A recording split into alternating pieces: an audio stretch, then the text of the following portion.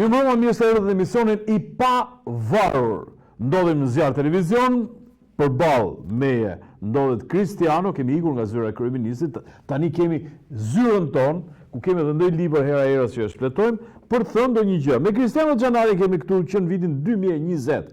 Është viti I 6 të jetës, 20, 21, 22, 23, 24, 25, I 7 kemi hyrë në vitin e 7. Vazhdojmë emisionin, do themi gjërat tona, sepse nuk ka shumë kohë për hyrje, për parathënie, për pas thënie, jemi në kulm të situatave politike në vend. Ja ku e kemi një në ekran, Berisha në 10 shkurt të gjitha format e mosbindjes civile. Kam zgjedhur këtë shqiptar të dashur se gjithë në ka ardhur shpirti në majtë e hundës me këtë qeveri.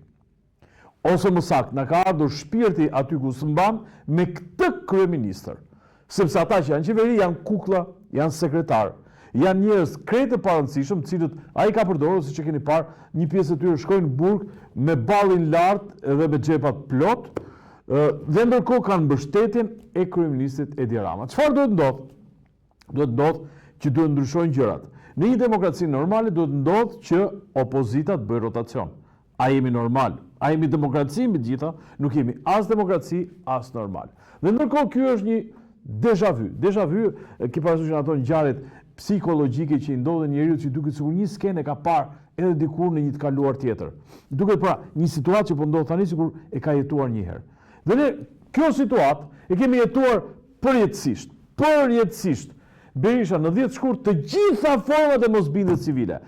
Jo më larg se vjet, në këtë kohë kemi patur këtë déjà vu. Të gjitha format e mosbindjes civile. E filloi Berisha në 2024 kur doli nga Big Brother, pra kur ndodhej në shtëpinë e tij I izoluar, mosbindje civile tha. Ka 72 forma, tha ne kemi përdorur vetëm 2.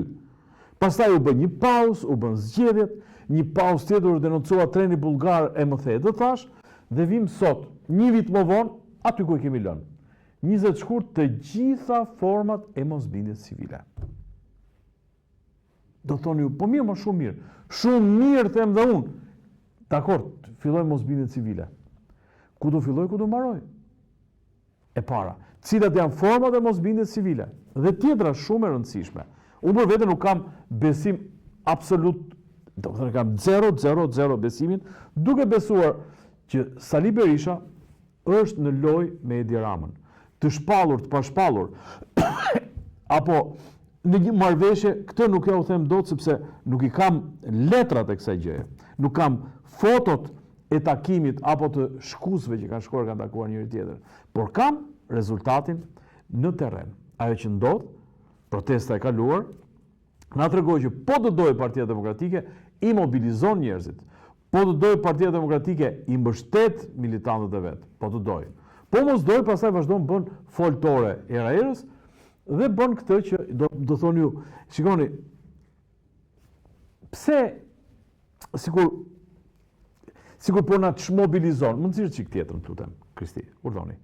Berisha, opozita drejt ngujimit bulevard, protesta e 10 shkurtit ka përparësi absolute. Atëherë ta shpjegojmë pak. Do të bëhet një protestë në bulevard. Drejt ngujimit mund të hapet çadër siç hapi Luli, për koincidencë edhe ai në mes të shkurtit e ka hapur çadrën në një të periudhë. Çfarë solli çadra e Lulit? Le ta kujtojmë çik 2017. U hap në shkurt dhe në 17 maj u bë një marrëveshje. Kryetari I Partisë Demokratike, jo zoti Berisha, këtu ishte Lulzim Basha, që e vuri Sali Berisha, pasi na mbajti në çadër, sa kam qenë dhe unë që shkoj atje, për dëgjuar, se për të folur nuk na jepnin neve mikrofonin. Po për dëgjuar, foli, u takua me Edi Ramën dhe pastaj, se kishte premtuar, me Edi Ramën tha në zgjedhje nuk hym. U bë një qeveri që u quajt teknike, me Edi Ramën kryeministër. Me disa ministër të vendosur nga Partia Demokratike, një për cilëve ishte Gazmend Bardhi, kryetari I grupit parlamentar sot, po që dhe atëherë ishte me Partinë Demokratike.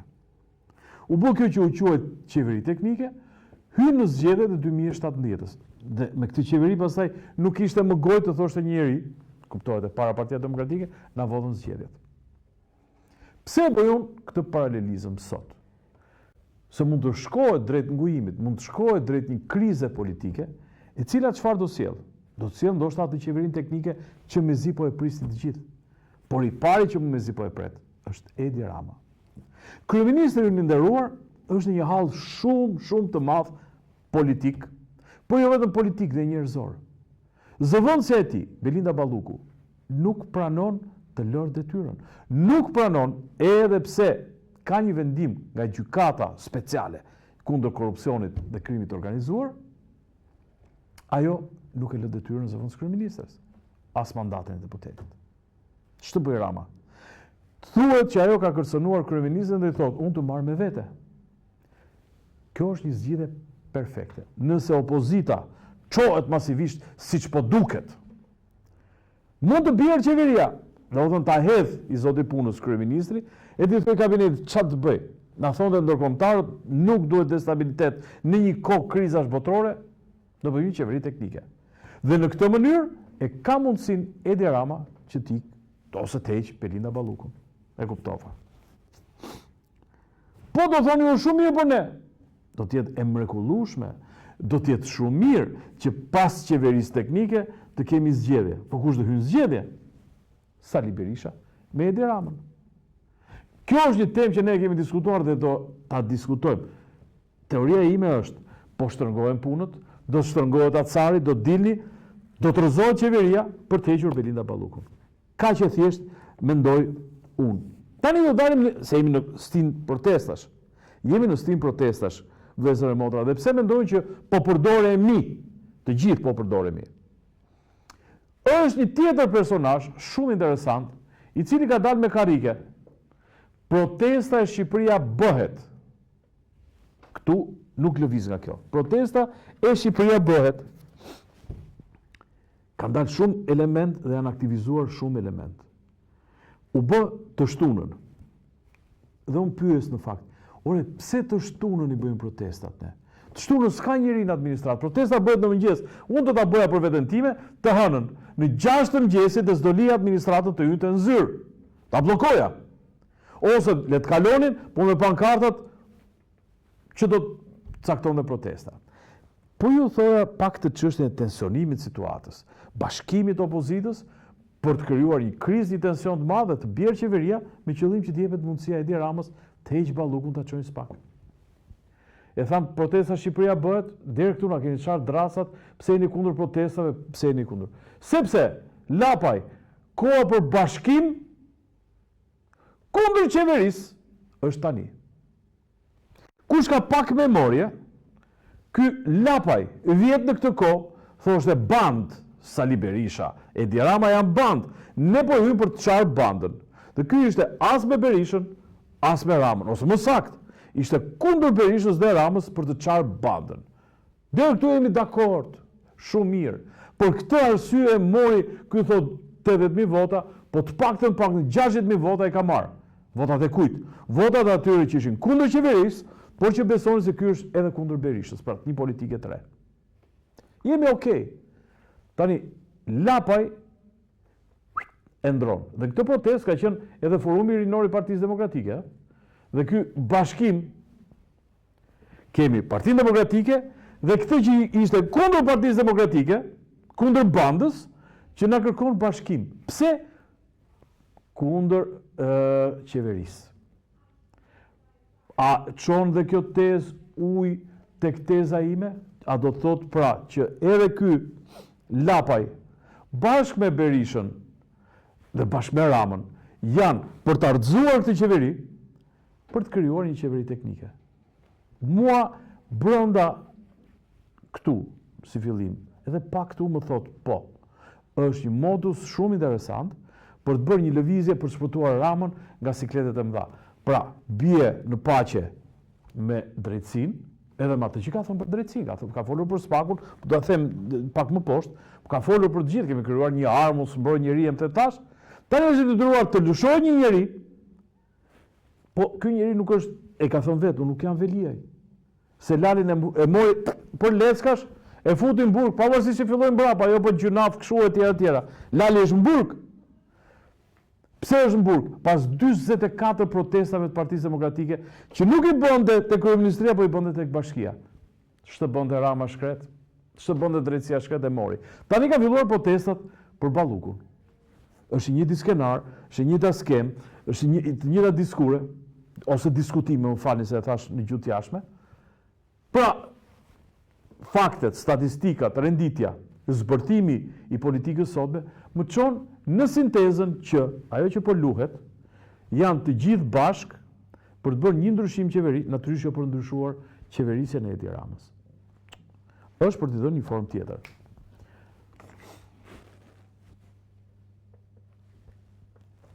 Ja, me zi kap, do ndruar baterit. Zhvendosja e kadastrës në Vlorë.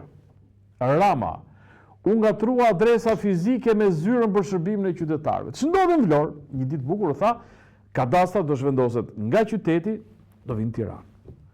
U bë për herë të parë në Shqipëri, një protestë vetë administratës. Pra ata që punonin në Vlorë, protestuan. Se ikën vendi punës. Te këtu, unë nuk jam me ta fare, po zero, se në qoftë se ka patur një vend të inkriminuar në Shqipëri, ka qenë kadastra dhe sidomos kjo e Vlorës. Nuk kam pikën e respektit për atë institucion. Kuptohet, e ka bërë politikat aty, po ata që punojnë dhe i zhysin duart në për kartat dhe pronat tona, është minimumi që kam mësuar me shpërbërjen e kësaj gjëje. Çfarë po ndodh? Po përqendrohet në Tiranë dhe ti do të kesh zero kontakt me kadastrën, ta kesh me celularin tënd ku do të çosh i Albanias për të marrë certifikatat e tua të pronësisë. Që do të thotë, ky Edi Rama, i cili ne duam ta ndërrojmë, duam kështu, duam ashtu, po e çon Shqipërinë, vazhdon agjendën e tij, pavarësisht se bota ka ndryshuar ka. Nuk po vazhdon më këtë rrugën e kontrollit absolut të njeriu të njerëzimit. Nuk po vazhdon më, e ka ndaluar Donald Trump, nuk po vazhdon më kontrollin majtisto globalisto kines.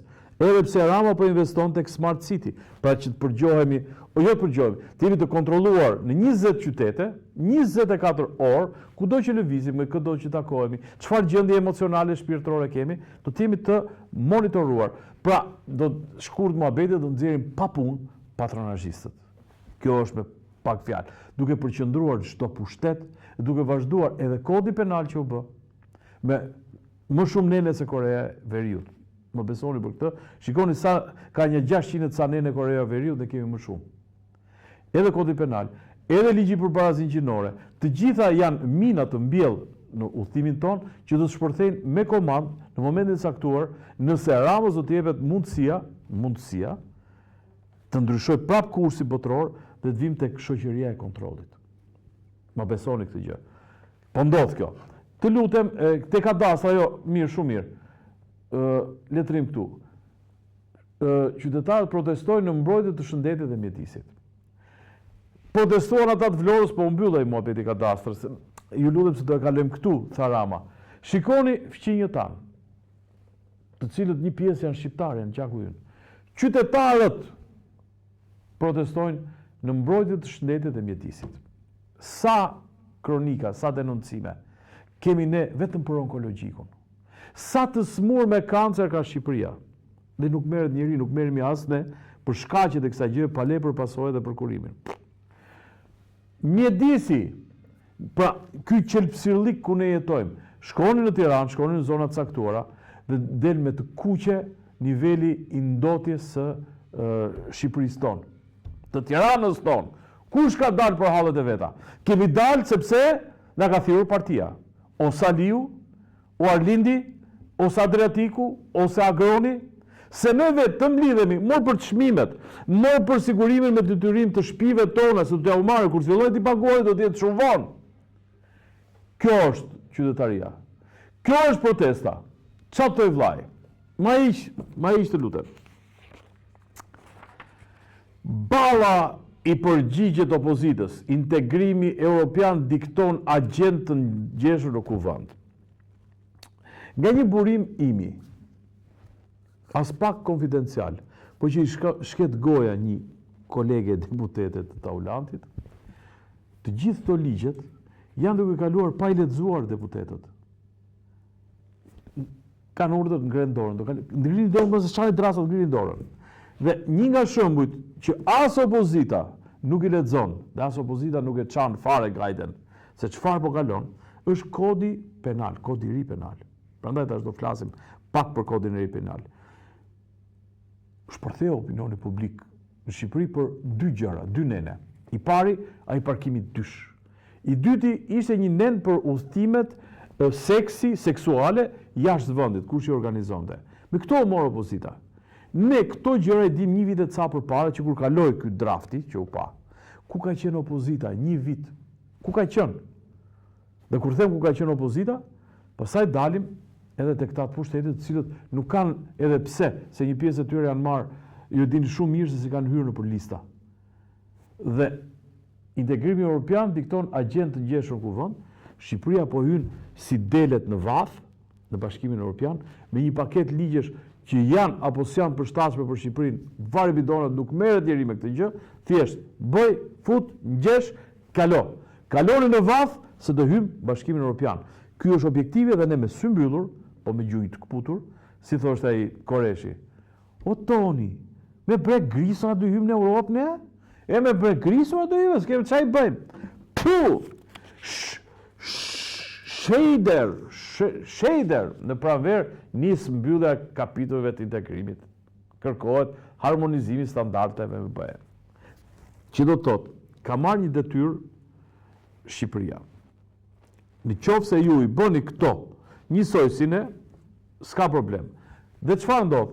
Është marrë një agjendë, ka thënë, sa ligje duhen kaluar? 1000.